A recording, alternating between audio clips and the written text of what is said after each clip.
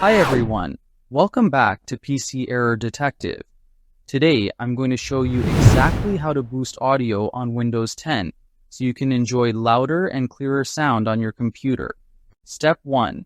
Right-click the volume icon in the taskbar and select Open Volume Mixer. Here, make sure all the volume sliders are set to 100%, including both the main output and any apps you're using, so you get the maximum sound possible. Step 2. Right-click the volume icon again and go to Sound Settings. Click on your speakers and scroll down to Audio Enhancements. Then make sure this option is turned off, because some enhancements can actually reduce your overall volume. Step 3. Right-click your speakers in the Playback tab and select Properties. Go to the Levels tab and set the slider to 100%.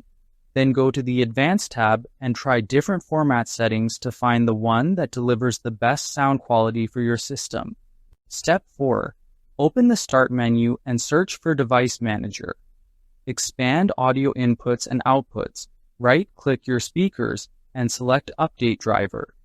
Check for updates and make sure Windows is fully updated, because the latest drivers can often improve your audio performance. Thanks for watching. And don't forget to subscribe to PC Error Detective for more helpful Windows tips and tricks.